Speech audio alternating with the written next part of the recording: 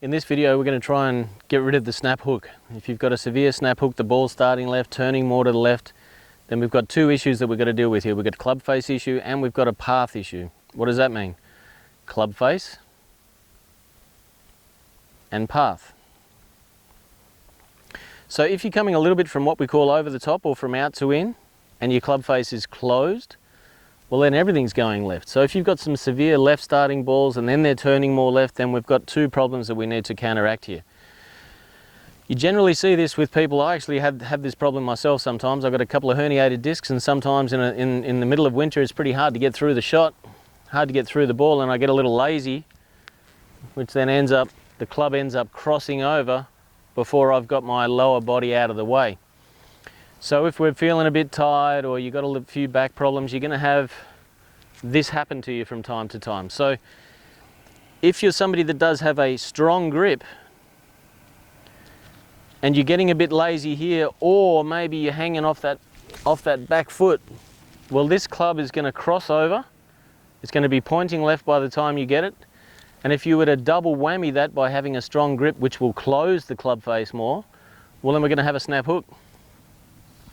Also happens quite a lot when you're trying to absolutely belt the ears off it. So if you're throwing the kitchen sink at it and your sequence has got out of hand, what does sequence mean? Sequence means the sequence should be this way first with your lower body, club catching up later.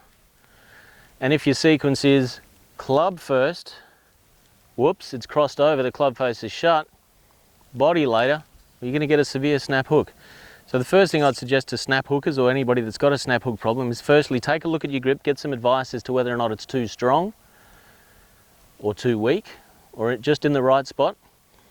And if the advice is no, that grip's in a very good spot, I would start taking a look at what your feet are doing, what your footwork's doing, what your lower half's doing.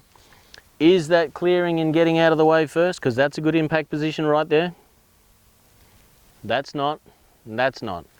This sort of impact position in that moment in time when we're striking the ball will produce a crossed over, shut club face, snap hooks.